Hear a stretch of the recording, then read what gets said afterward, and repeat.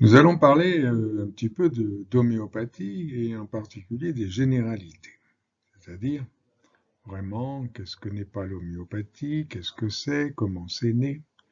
Un des grands traits qui caractérisent l'homéopathie et qu'il faut savoir au début.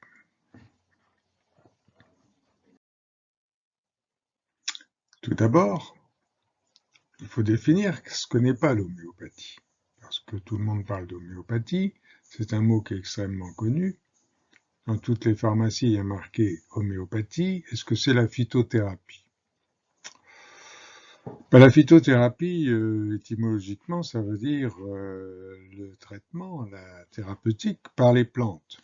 L'homéopathie, évidemment, il y a des plantes dans l'homéopathie, mais c'est pas de la phytothérapie. Est-ce que c'est une médecine molle?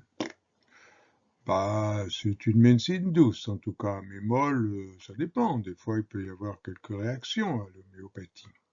Est-ce que ce sont des sucrètes? On dit, ah bah oui, c'est du sucre, ce sont des sucrètes, ça veut dire c'est un placebo. Finalement, si on compare les placebos à l'homéopathie, très souvent, il y a plus de résultats avec l'homéopathie, surtout si elle est bien faite, évidemment, et dans des conditions homéopathiques, ce qui n'est pas le cas dans la plupart des essais qui ont lieu. Est-ce que c'est de l'anthroposophie? Vous savez, il y a l'anthroposophie qui est une sorte de médecine qui utilise des remèdes homéopathiques, mais pas sur les mêmes principes. Donc, il y a une nuance entre l'anthroposophie et l'homéopathie. C'est une médecine naturelle, évidemment, mais c'est spécifique. Il y a des choses spécifiques à l'homéopathie qui font que toute médecine naturelle n'est pas homéopathique. Est-ce que c'est une médecine de riche? Ça dépend de l'homéopathe. Et ça dépend aussi du système, évidemment. Si on vous garde une demi-heure ou trois quarts d'heure ou une heure, alors que d'autres médecins auront fait passer 4 personnes, ça va être plus difficile. Mais il y a des pays, en particulier l'Inde, où c'est très populaire. Ici, c'est plus difficile. Mais enfin, il y a des homéopathes aussi dans nos pays qui arrivent à travailler modestement, puisque finalement, c'est très difficile effectivement de travailler lentement dans les conditions actuelles de remboursement. Est-ce que c'est une médecine orientale? Non, on le verra, c'est pas une médecine orientale. Effectivement, c'est une médecine tout à fait occidentale qui est née en Allemagne il y a un peu plus de 2 siècles. Voilà, c'est une médecine qui s'inscrit véritablement dans la richesse de la culture occidentale.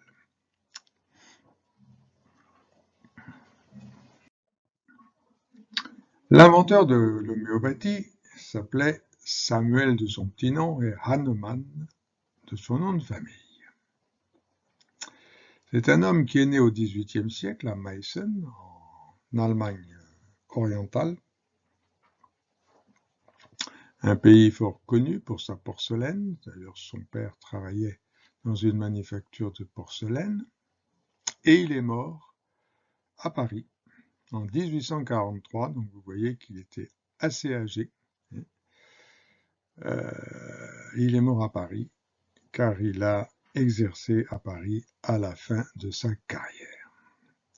Il est d'ailleurs enterré au Père-Lachaise, vous voyez là sa tombe au Père-Lachaise à Paris. C'était un homme extrêmement cultivé, très linguiste. Il était répétiteur de grec et de latin dans son école, dans son lycée, parce qu'il était doué en langue. Il a fait médecine ensuite, et rapidement, il a commencé, donc il a fait médecine. Il a fait médecine dans plusieurs villes, dont Vienne en particulier, où il pouvait aller au chevet des malades parce que toutes les universités ne permettaient pas l'accès aux malades. Et il a commencé à exercer, mais il a arrêté assez vite pour une raison très simple, c'est qu'à l'époque, Eh bien, il y avait des traitements assez héroïques, en particulier, il y avait la saignée, il y avait le clistère, etc. C'est-à-dire que les patients qui étaient déjà fragilisés par la maladie étaient complètement anéantis par les traitements. Ils étaient saignés à blanc. Et évidemment, Hahnemann a trouvé ça absolument épouvantable et il a dit non, je ne veux pas tuer les gens avec la médecine.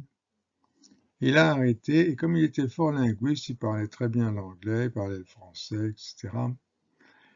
Il s'est mis à la traduction. Et il a écrit aussi des livres de chimie. Il était fort bon en chimie, que tu es un peu alchimique à l'époque, puisque c'est quand même le 18e. Et il était bon en chimie, pourquoi? Parce que son beau-père, le père de sa première femme, était pharmacien. Il a beaucoup travaillé à la pharmacie, où il préparait des médicaments, il travaillait avec les produits chimiques. Donc il était fort chimiste et il était linguiste et il a traduit en particulier une matière médicale d'un Écossais qui s'appelait Cullen. Et en voyant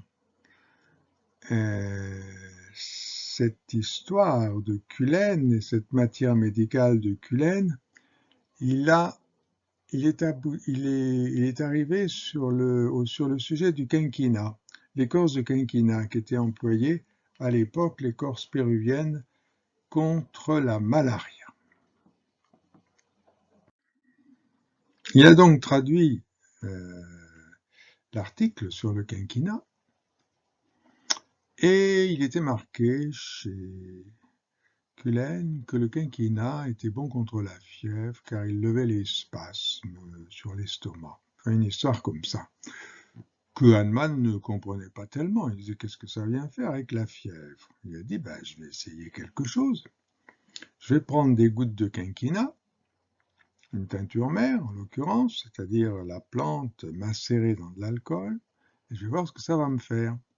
Et puis il prend ses gouttes, poum, il est pris d'une grosse grippe. Enfin, c'est plus qu'une grippe, c'est-à-dire que c'est pratiquement une crise de malaria, de paludisme. Bon, tout autre aurait dit, bon, c'est un hasard. Et là, qu'est-ce qu'il fait? Il arrête les gouttes, il reprend les gouttes. Bum, à chaque fois qu'il reprend les gouttes, ça lui fait une crise de malaria. Bon, ça, c'est quand même une chose très importante parce que, je ne sais pas si vous savez, mais les effets secondaires actuellement des médicaments, très souvent, ils sont mis en évidence, en particulier avec ce qu'ils appellent le wash-out, c'est-à-dire l'arrêt-réintroduction. On donne le médicament, ça vous donne des boutons, vous arrêtez le médicament, les boutons repartent et à chaque fois que vous prenez le médicament, les boutons reviennent. C'est une manière d'essayer d'entrevoir une causalité qui n'est jamais évidente parce que dans le calcul des effets secondaires, la causalité, c'est très difficile à mettre en évidence. Alors voilà qu'il est pris de frissons comme ça, qui ressemblent à la malaria. Et il dit, c'est bizarre, cette substance qui est utilisée contre le paludisme, moi, j'ai pas le paludisme, et si je prends cette substance, eh ben, ça me donne le paludisme. Alors, voilà une constatation curieuse. Effectivement, le quinquina est un traitement du paludisme. Deuxièmement, le quinquina absorbé par des sujets sains peut donner des symptômes de paludisme. Troisièmement, l'hypothèse, c'est que le quinquina est un traitement du paludisme car il peut provoquer les symptômes du paludisme. Et la vérification, c'est que des substances capables de déclencher chez un sujet sain les symptômes d'une maladie sont peut-être capables de guérir cette affection chez un sujet malade. C'est ce qui est discuté effectivement Est-ce que c'est toujours le cas? Et Hahnemann, qui avait lu Hippocrate, se rappelle l'adage qui dit, chez Hippocrate, similia, similibus, curentur, c'est-à-dire les semblables peuvent ou pourraient soigner les semblables. C'est-à-dire que si j'ai un médicament qui peut infliger une maladie, c'est peut-être un médicament pour cette maladie chez un malade qui présente les mêmes symptômes. Similia, similibus curentur, c'est ça la genèse de l'homéopathie, c'est-à-dire le traitement par les semblables.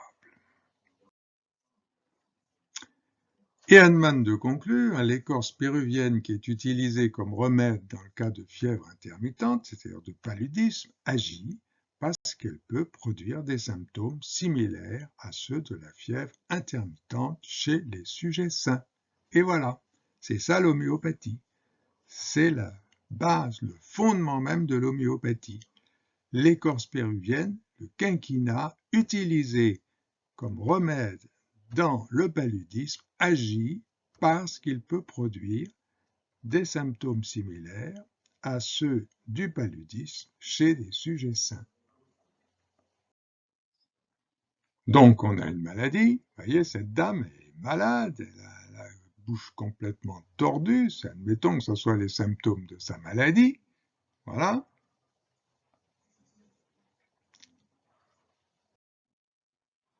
Eh bien, on va lui trouver un traitement qui ressemble à sa maladie, avec la bouche tordue, pareil, exactement la même chose.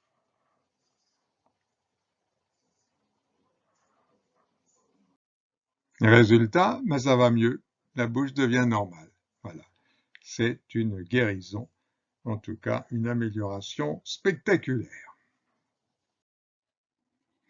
À partir de ce moment, c'est-à-dire 1790, c'est-à-dire au lendemain de la Révolution française, vous voyez que c'est une période révolutionnaire, Hahnemann va procéder à ce qu'on appelle des nombreuses pathogénésies. Qu'est-ce que c'est qu'une pathogénésie?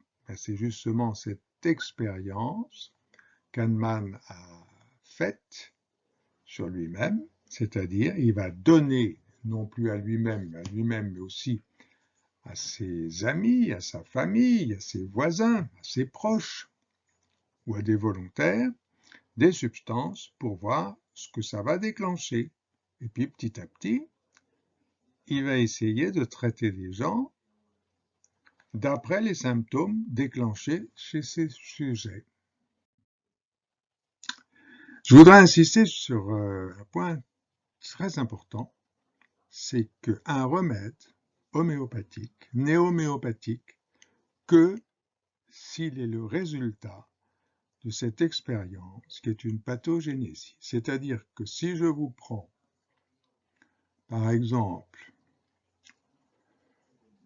mon oreille ici, j'en coupe un bout, je le dilue, je secoue, et je dis c'est un remède homéopathique. Ben non, c'est pas vraiment un remède homéopathique parce qu'on ne sait pas ce que déclencherait l'absorption de mon oreille droite chez un sujet sain. Voilà, c'est-à-dire que tout remède homéopathique doit avoir subi d'abord cette expérience de la pathogénésie, sinon ça n'est pas homéopathique, ça n'est qu'un remède dilué. Ben, une pathogénésie, en anglais on dit d'ailleurs un proving, vous trouverez des fois le terme proving, c'est l'expérience et non pas l'expérimentation, parce que l'expérimentation, c'est réservé quand même à la médecine expérimentale, c'est une expérience qui est faite sur des sujets sains ou a priori sains pour révéler l'action de substances sur l'organisme. Eh bien, il y a trois types de symptômes. Il y a les symptômes déclenchés par l'ingestion de substances en grande quantité, c'est des empoisonnements, des effets secondaires de médicaments. Bon, des effets secondaires de médicaments, actuellement, on en connaît plein, parce qu'on a des médicaments, et c'est pas pour les critiquer, mais qui ont souvent des effets secondaires importants. Puis des empoisonnements, hein, les enfants qui mangent des bêtes belladone, etc. Ça, il y en a plein, des empoisonnements involontaires ou même volontaires. Par exemple, Madame Bovary, euh, qui s'empoisonne à l'arsenic. Et c'est une description assez bonne de l'empoisonnement par l'arsenic dans le livre de Flaubert. Faut oublier que le père de Flaubert était chirurgien. Les autres symptômes, c'est des substances déclenchées non pas par l'ingestion de substances en grande quantité, mais par des substances diluées. Par exemple, le natrum muriaticum, qui est le sel de mer, n'est-ce pas, le sel de cuisine, etc. La pathogénésie a été faite non seulement sur les substances en grande quantité, d'après les symptômes déclenchés chez les ouvriers dans les mines de sel en particulier, mais également par des substances diluées, c'est-à-dire des substances où il y a de moins en moins de molécules. Et puis il y a des symptômes qui sont non décrits jusqu'alors lors d'une intoxication ou d'une ingestion, mais qui sont guéris lors d'un traitement homéopathique. Par exemple, prenons natrum sulfuricum, on dit qu'il est extrêmement déprimé.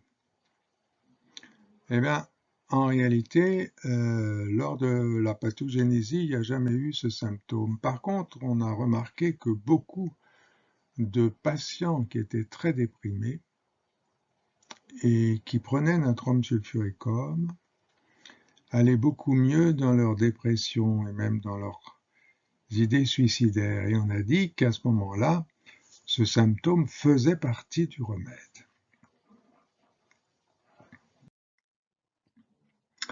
Alors Hahnemann, il commence donc à traiter.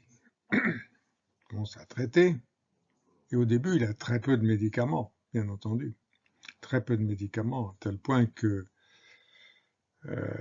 quand on voit ses premiers journaux de malades de 1803, environ 1804, on voit qu'il n'a qu'une vingtaine de médicaments à sa disposition, si bien que des fois il mélange un peu les choses parce que il n'a pas assez de médicaments pour trouver un remède un petit peu spécifique. Et au début, il va donner des fois des grosses doses. Alors c'est pas gênant quand c'est du sel. Enfin, à l'époque, il n'avait pas encore expérimenté le sel d'ailleurs. Mais quand c'est des poisons, comme de l'aconite ou de la belladone, eh ben, je peux vous dire que si vous en prenez une petite louchée, ça va aller très mal pour vous. Donc il en donne très peu. Parce que dans un premier temps, il y a une exacerbation des symptômes, parce qu'il y a l'effet poison, il y a l'effet toxique. Alors il dilue. Il s'aperçoit qu'en diluant petit à petit, eh bien, l'action est plus douce et il évite l'aggravation toxicologique due au poison. Ça, c'est une première étape. Et dans une deuxième étape, il s'aperçoit que lorsqu'il dynamise le médicament, c'est-à-dire que dynamisation, c'est quoi? C'est de prendre le flacon et de taper violemment sur, en particulier, il prenait un livre recouvert de cuir, et alors il tapait dessus, et vous avez, quand vous prenez un liquide comme ça dans une bouteille et que vous le tapez fortement sur une surface rigide ou un peu souple, mais pour pas casser le flacon, vous voyez que dedans, le liquide devient complètement fou et crée une sorte de feu d'artifice parce qu'il y a des bulles, il y a des mouvements. Et ce mouvement va donner de l'énergie au médicament, curieusement. Et c'est ce qu'on appelle la dynamisation. On raconte d'ailleurs, est-ce une légende, est-ce vrai, qu'il allait à cheval pour visiter les malades et qu'il mettait les médicaments sur sa selle. Et à ce moment-là, vous voyez ce que ça fait? Boum, boum, boum, boum. Les remèdes étaient dynamisés. Et il s'apercevait que les remèdes qui avaient été dynamisés par le mouvement du cheval et de la selle étaient plus efficaces que les autres. Est-ce vrai? Cette histoire, on ne sait pas. En tout cas, il a eu l'idée de la dynamisation parce que le médicament, finalement, n'est plus un médicament tellement chimique, mais c'est un médicament dynamique. C'était ça son idée. C'était un médicament qui avait une force vitale qu'il appelait la dynamis. Et cette force vitale était exaltée, premièrement par la dilution, mais surtout par la dynamisation. C'est très important, la dynamisation. C'est pour ça que vous verrez, vous apprendrez dans d'autres exposés qu'est-ce que c'est que les DH, les CH ou les corsacoviennes, les dynamisations. Quand on dit 7CH, 9CH, eh bien ça correspond à des dilutions, c'est-à-dire qu'à chaque fois on dilue le remède. 1 centième, ça c'est 1 CH, et à chaque fois qu'on dilue le remède, on va le dynamiser, et ça va être 1 CH homéopathique, c'est-à-dire c'est le remède dilué 100 fois et dynamisé. Et puis on reprend ce remède, on le redilue 100 fois, on le redynamise, c'est 2 CH et ainsi de suite. Voilà ce que c'est que ce médicament homéopathique imaginé par Hahnemann, qui est un remède dynamisé, dilué, dynamisé, et qui avait une beaucoup plus grande souplesse que la substance donnée à forte concentration qu'il pouvait donner au départ.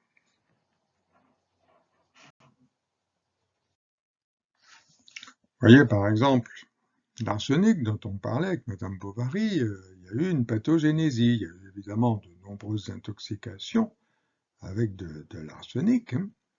Mais il y a eu des pathogénésies, par exemple Canetta qui décrit des vomissements chaque fois qu'il boit. Un autre sent comme du feu intérieur, un autre sent des douleurs dans l'abdomen avec une anxiété intolérable. Un autre décrit l'anxiété et l'agitation qui sont indescriptibles. Il hurle « Tuez-moi, améliorez ma souffrance ». Ça, c'est lors d'un empoisonnement, comme dans Madame Bovary. Donc, vous voyez, c'est ça la pathogénésie. Vous voyez que dans la pathogénésie, il y a des symptômes comme des vomissements, puis il y a des symptômes psychiques, puis il y a des sensations comme du feu intérieur, il y a de l'anxiété, tout ça est très bien décrit. Et vous voyez que ce ne sont pas que des symptômes physiques, c'est aussi le ressenti du malade. C'est très important, le ressenti du malade dans une pathologie. Cette expérience, à partir de l'arsenic, va donner un tableau qui est grosso modo celui que je vous montre, très grosso modo, parce que lorsque vous étudierez le remède, il y aura des symptômes supplémentaires, mais c'est vraiment la base de ce remède. C'est un remède qui a une grande angoisse, en particulier une peur de la mort, qui est agitée, qui ressent des brûlures comme du feu, qui a très froid, malgré ce il a soif, il est amélioré par la chaleur, et il est aggravé la nuit, à minuit, 1 heure, 2 heures, 3 heures du matin. Bon, c'est vraiment un schéma essentiel parce qu'il y a plus de symptômes que ça. Mais si vous avez des symptômes qui ressemblent à ça ou qui sont similaires à ces symptômes-là, quelle que soit la maladie, que ce soit une otite, que ce soit une grippe, que ce soit une gastro-entérite, vraisemblablement, votre malade sera amélioré parce qu'il a justement des symptômes semblables à la maladie. Et là, on voit que ce n'est pas le nom de la maladie qui va vous donner le remède arsenicum album, mais c'est plutôt les symptômes décrits, non seulement décrits, mais aussi prononcés par le malade et qui les confie et qui les donne. Ce sont des sensations, ce sont des symptômes psychiques et c'est également des symptômes physiques. Par exemple, dans l'arsenic, il va y avoir une diarrhée ou des choses comme ça qui sont plus spécifiques. Voilà, grosso modo, ce qu'on peut dire d'un remède homéopathique, mais vous les verrez beaucoup plus en détail dans des exposés ultérieurs. Ce qu'on peut dire, c'est que la médecine homéopathique fait partie des médecines empiriques, c'est-à-dire que ce sont des médecines basées sur l'expérience et sur l'observation.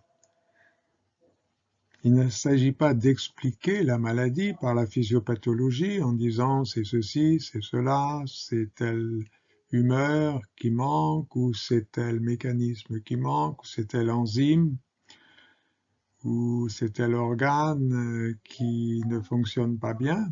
Évidemment, c'est important de le savoir pour savoir le pronostic de la maladie ou pour éventuellement donner un autre type de traitement. Mais pour le traitement homéopathique, ce qui importe, c'est vraiment l'observation du malade, l'observation des symptômes qu'il décrit et qu'il émet. C'est vraiment très hippocratique, c'est inductif, ça part de l'observation et c'est parfaitement respectable.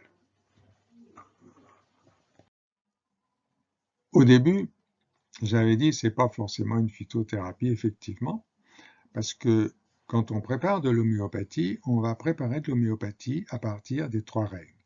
À partir du minéral, on a parlé du sel, on a parlé de l'arsenic, un végétal, la belladone, la pulsatille, l'aconite, ou alors du règne animal, par exemple, de l'abeille, ou du venin de serpent, ou du lait de chienne, vous voyez. C'est tous les règnes minéral, végétal, animal, donc c'est pas spécifiquement une phytothérapie. Mais voilà, on est arrivé au terme de ces généralités, très générales, je dois dire. Vous avez encore beaucoup de choses à connaître, et vous allez connaître à partir d'autres exposés, l'exposé sur les principes de l'homéopathie, qu'est-ce que c'est qu'un symptôme, qu'est-ce que c'est qu'un remède homéopathique, quels sont les remèdes homéopathiques et la description de tous ces remèdes. Ça demande un certain travail, c'est vrai, mais c'est passionnant, parce que l'homéopathie, ça n'est pas qu'une mécanique. C'est aussi, il y a toute une poésie, il y a toute une chair au remède, n'est-ce pas? Ça n'est pas que l'aspirine qui marche ceci, cela, c'est une fleur, c'est une plante. Vous verrez que c'est très passionnant et c'est tout à fait intéressant, en tout cas pour traiter la famille, les enfants, les proches et même les vieilles personnes qui sont si sensibles au remède. Voilà, donc bon courage pour cette découverte de l'homéopathie.